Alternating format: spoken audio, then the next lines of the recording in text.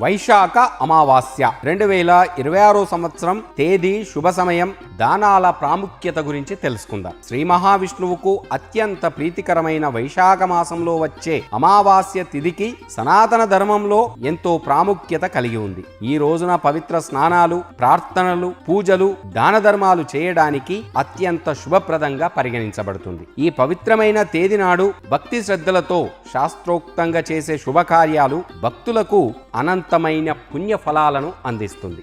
వైశాఖ మాసం స్వయంగా తపస్సు, సేవ, దాన ధర్మాల మాసంగా పరిగణించబడుతుంది. దీని ఫలితంగా ఈ మాసంలో వచ్చే అమావాస్య యొక్క ప్రాముఖ్యత మరింత ఎక్కువగా భక్తులకు పుణ్యఫలాన్ని అందిస్తుంది. లక్ష్మీనారాయణుల అనుగ్రహం పొందడానికి, పితృదేవతల ఆత్మశాంతికి, జీవితంలో సుఖ సంతోషాలు, శ్రేయస్సు కలగడానికి ఈ రోజున అత్యంత శుభప్రదంగా భావించాలి.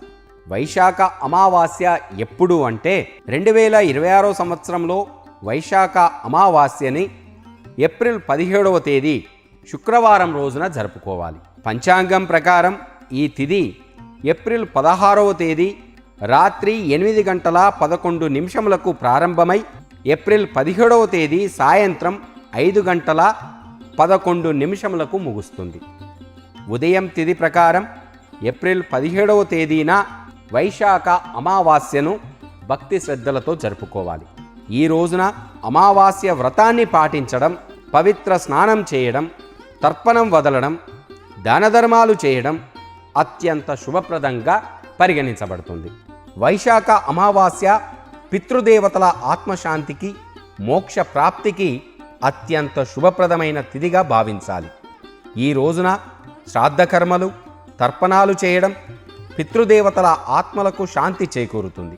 వారి యొక్క ఆశీస్సులు కుటుంబంపై ఎల్లప్పుడూ ఉండి సుఖ సంతోషాలు వెల్లివిరిసేలా మనకు సహాయం చేస్తాయి కూడా. ఈ రోజున శ్రీ మహావిష్ణువును, లక్ష్మీదేవిని పూజించడం వల్ల సంపద, శ్రేయస్సు, సుఖ సంతోషాలు పెరుగుతాయి. భక్తుల జీవితంలోని అడ్డంకులన్నీ కూడా తొలగించి వారి వారి కోరికలను కూడా నెరవేరుస్తారు లక్ష్మీనారాయణుడు, ఆ లక్ష్మీదేవి కూడా. వైశాఖ అమావాస్య రోజున ఉదయాన్నే నిద్రలేచి స్నానం చేసి పుణ్యనదుల్లో లేదా సాధ్యమైతే తీర్థయాత్ర స్థలాలలో స్నానం చేయడం అత్యంత శుభప్రదంగా పరిగణించబడుతుంది. ఒకవేళ అది సాధ్యం కాకపోతే ఇంటిలోనే గంగాజలం కలుపుకొని పుణ్యస్నానాన్ని ఆచరించాలి. స్నానం చేసిన తర్వాత శుభ్రమైన బట్టలను ధరించాలి. ఆ తర్వాత శాస్త్రోక్తంగా శ్రీ మహావిష్ణువును, లక్ష్మీదేవిని పూజించాలి. దీపం, ధూపం, పుష్పాలు, తులసీ దళాలు, తీయటి నైవేద్యాన్ని సమర్పించాలి. ఆచారాన్ని అనుసరిస్తూ పితృదేవతలకు తర్పణం సమర్పించాలి. తర్పణం కోసం నువ్వులు, కుశగడ్డి, దర్ప, నీరు, పాలను ఉపయోగించుకోవాలి. మీ పితృదేవతల ఆత్మలు శాంతి కోసం పూర్తి భక్తి శ్రద్ధలతో ప్రార్థించుకోవాలి.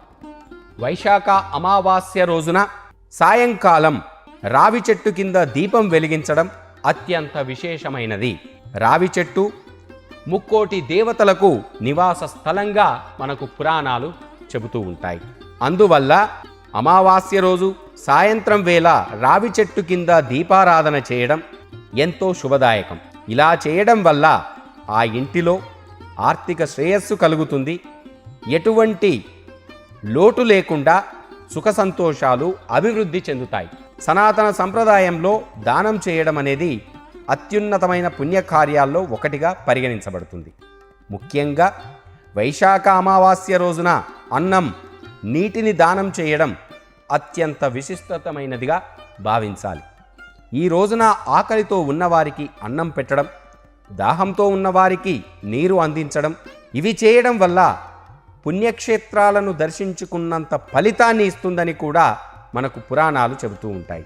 బాటసారుల కోసం చలివేంద్రాలు ఏర్పాటు చేయాలి. పేదలకు ఆహారాన్ని అందించాలి. నిస్సహాయులకు సహాయం చేయడం అత్యంత పుణ్యప్రదమైనదిగా మనందరం భావించాలి.